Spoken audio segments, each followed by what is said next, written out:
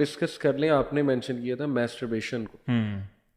ये सवाल बहुत यूथ करते हैं, खुल के हम डिस्कस कर लेते हैं, बल्कि इस पे अभी रिसेंटली एक वीडियो भी आई कि नहीं इट्स ओके, वो जुनेद जो है, क्या नाम है, जुनेद अकरम ने बुलाया था एक साइकियाट्रिस्ट को। चलें वो उनका व्यू है, ठीक है, उनको राइट है अपने व्यू और ओपिनियन देने, लेकिन ये कि हम अपना भी दे दें और गाइड कर दें यूथ को। देखें, मेरे नज़दीक जितनी मेरी रिसर्च है, इट्स कम्प्लीटली हराम। It is harmful in the sense कि इसके साइकोलॉजिकल, देखें, ज़रूरी नहीं कि एक चीज़ अगर मेडिकली और बायोलॉजिकली हार्मफुल है तो ही वो हार्मफुल है। कुछ चीज़ों के मेडिकल साइकोलॉजिकल इफेक्ट्स ऐसे होते हैं कि वो आपको स्ट्रेस कॉज करता है, गिल्ट कॉज करती है, रिग्रेट कॉज करती है वो चीज़।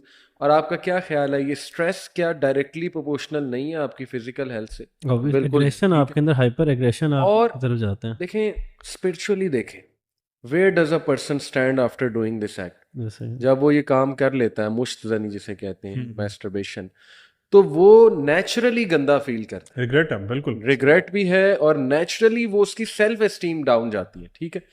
तो इसलिए इसके इतने हार्म्स हैं, और इस्लाम हो ही नहीं सकता कि इस चीज़ को जो है ना वो जायज़ करार दे दे। एक ओपिनियन, हाफिज जुबैर साहब, एच.एम. जुबैर, उनकी किताब है, उसमें से मैं एक ये सेक्शन पढ़ा था सेक्सुअल डिजायर्स का। उन्होंने हाँ हम्बली ओपिनियन दिया हुआ था इमाम अहमद बिन हम्बल का, लेकिन वो भी ये नहीं है कि बस कर लो, वो भी ये है कि कोई एक्सट्रीम केस बन गया है, कोई बहुत बड़े गुनाह से बचने के लिए अगर आपने करना है तो। अब ये आर्ग्यूएबल है, कुछ यूथ ना इसी पॉइंट को लेकर आते हैं कि नहीं, आज के दौर में देखिए कितना फितना है, हम जिना से बचने के लिए अगर ये कर लेते हैं तो क्या मसला है। तो आप इस पे चले, फिकी तो एक और एस्पेक्ट है, लेकिन what do you think, keeping in mind जो फितना है। अच्छा अली भाई, इसमें ना सबसे पहले मैं कुरान की सूरत मोमिनून आई थिंक उसकी आयत हैं जिसमें अल्लाह ताला फरमाते हैं क़द अफ़लहल मुमिनून। स्टार्ट उसका ये है कि बेशक मोमिनीन फलाह पा गए। सही है। फिर अल्लाह ताला ने कुछ ट्रेड्स बताई हैं मोमिनीन की। वहाँ पे अल्लाह ताला एक बहुत उनकी इंपॉर्टेंट ट्रेड बताते हैं, वल्लज़ीना हुम लिफ़ुरूजिहिम हाफ़िज़ून। सही, ये वो लोग हैं जो कि अपने प्राइवेट पार्ट्स की हिफाजत करते हैं। सही है।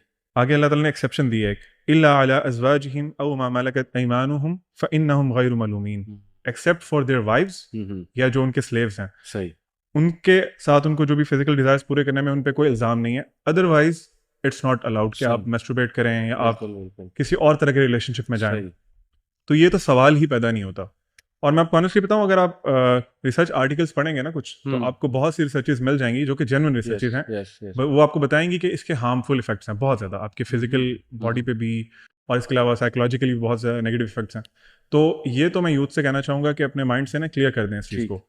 जब हम लूप होल्स ढूंढना शुरू करते हैं ना, तो हमें लूप होल्स मिल जाते हैं, और फिर हम उन लूप होल्स का ना सहारा लेके अपनी सारी जिंदगी गुजार देते हैं, और बाद में जब पता चलता है अच्छा यार इट वाज रॉन्ग, तो फिर एक लाइफ लॉन्ग रिग्रेट तो है ही है, फिर अल्लाह ने रिवॉर्ड भी उसका देना। जो ये जेन ज़ी तो वैसे ही लूप होल ढूंढने में माहिर है, सही बात है, थोड़ा सा कुछ मिल जाए ना, सही बात है, तो ये इनके लिए बस काफी होता है। सही बात है। तो जिस तरह आप वो बता रहे हैं कि वो साइकेट्रिस्ट जो भी आए थे उनके शो में, I don't think so he was a credible person to discuss this thing. सही, उनका क्या बैकग्राउंड है, वो बेसिकली आई डोंट नो कि कहाँ से उन्होंने ये सारी रिसर्चेस ली हैं, और वो जिस तरह के वर्डिंग यूज कर रहे थे स्पेशली उस पॉडकास्ट में, तो वो भी दैट्स नॉट इवन परमिसिबल।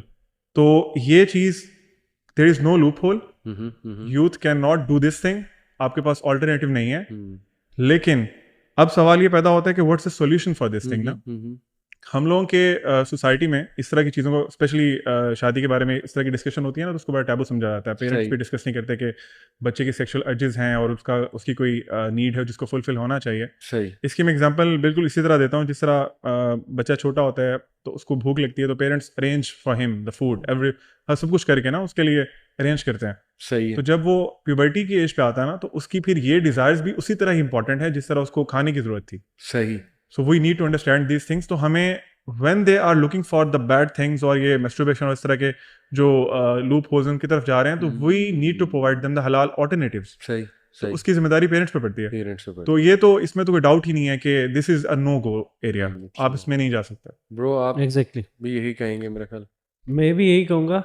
और लेकिन एक चीज़ जो ऑब्वियसली जब हम लोगों को काउंसल भी करते हैं या उनको बताते भी हैं कि देखें, एक चीज़ तो हमारे सामने कि ये चीज़ गलत है, और प्रॉफिट सल्लल्लाहु अलैहि वसल्लम ने एक दफ़ा उनके सहाबा कराम के अंदर बड़ी अर्ज थी कि किसी तरह जन्नत मिल जाए, तो एक जगह पे वसल्लम फरमाया कि तुम जन्नत चाहते हो तो दो चीज़ों की ज़मानत दे दो, एक ज़ुबान है और एक तुम्हारा शर्म गाय तुम्हारी।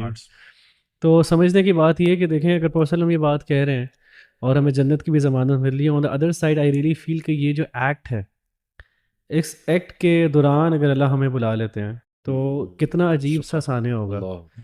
मतलब कि समवन इज जस्ट यानी आप ये एक्ट करके सो गए हैं और नापाकी की हालत में नापाकी और में आपको हालत मौत में, आ जाए even though bro when you are doing while doing that stuff, और आपको अल्लाह माफ करे मौत आ जाए उसमें। so what would be और that वो हदीस भी है ना कि moment? क़यामत वाले दिन इंसान को उस हालत में उठाया जाएगा जो उसके लास्ट एक्शंस होंगे। लास्ट सेक्शन है। तो imagine yourself doing Allah that thing Allah. when everyone else on the day of judgment is hurrying or हर मतलब terrible situation में and you are doing that thing तो on वो the same day। Point जो है ना, अगर इंसान के दिमाग में आए तो मेरे ख्याल से कि इंसान ये छोड़ देगा। लेकिन आई रियली फील कि अली भाई हमें उन भाइयों के साथ, उन बहनों के साथ जो है ना थोड़ा सा सिंपैथेटिक भी होना चाहिए, सही हमें उनको थोड़ा गाइड भी करना चाहिए। ये बहुत इंपॉर्टेंट है कि अपनी एनर्जीज को चैनलाइज करें, एक्सरसाइज करें, Yes. अपनी डाइट को देखें। देखिए आजकल के बच्चे जो है ना, उनका Exactly, best buddy exactly. Food पांडा, मतलब कि उन्होंने जो है ना बस फूड पांडा करना है। और आप बेहतर बताएंगे एज ए हाँ। मेडिकल प्रोफेशनल के जो शुगर इनटेक है वो इस जनरेशन की कितनी है और वो डायरेक्टली प्रोपोर्शनल है सेक्सुअल सही है, एग्जैक्टली। ये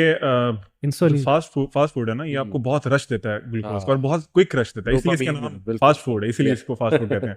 सही। तो जैसे ही वो आपको रश होता है ना, आपके जो जितने हार्मोन्स हैं स्पेशली सेक्सुअल डिजायर्स से रिलेटेड वो सारे इंक्रीज होते हैं। और मैं आपको एक केस स्टडी बता देता हूँ। मैं एक भाई की काउंसलिंग कर रहा था जो कि एडिक्ट थे पोर्नोग्राफी के और इस तरह की चीज़ों से। तो ही टोल्ड मी दिस के अलीम भाई, जब भी मैं फास्ट फूड खाता हूँ ना, on that night almost every time मेरी अर्ज होती है पोर्नोग्राफी देखने की भी और मैस्टरबेट करने की भी, और ऑलमोस्ट यू कैन से कि 99% आई डिड दैट। तो दिस ये जो लोग भी इन्वॉल्व है ना, अल्लाह माफ करे, they can tell this thing. Sugar rush जैसे बॉडी में आएगा तो एनर्जी आपने कहीं निकालनी नहीं, you have to utilise that energy. जिस तरह अभी भाई कह रहे थे, आइदर वो प्रोडक्टिव एक्टिविटीज में करेंगे या फिर इस तरह के कामों में करेंगे। एब्सोल्युटली। आपने जो बात की, मैं आपकी तरफ आता हूँ, मैं बस उसमें इनपुट दे दूं कि ये अगर हमारी यूथ्स देखें, हम एम्पथाइज करते हैं, ठीक है आपकी डिज़ायर्स बहुत हैं, आप उस एज से गुजर रहे हैं जो एक आप कह लीजिए नए नए आपके ना हार्मोन्स ज़ाहिर है वो एक्सप्लोड कर रहे होते हैं, फिर फितना बहुत ज़्यादा है, टोटली अंडरस्टैंडेबल।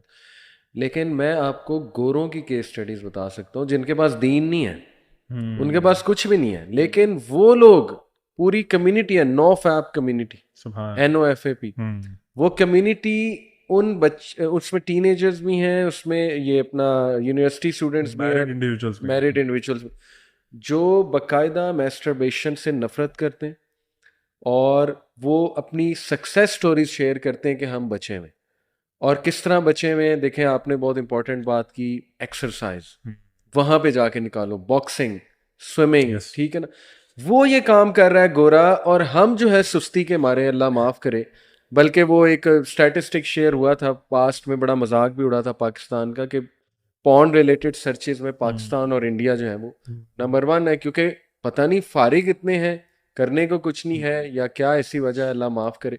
तो हमें तो शर्म खानी चाहिए कि गोरा अगर जो है उसके पास तो दीन भी नहीं, खुदा खौफी भी नहीं, तकवा भी नहीं, नमाज भी नहीं, वुजू भी नहीं, जिक्र भी नहीं, दुआ भी नहीं, वो अगर खुद से सेल्फ मोटिवेटेड हो के काम छोड़ सकता है, तो आप भी छोड़ सकते हैं। पता नहीं आपको शैतान ने माइंड में डाल दिया।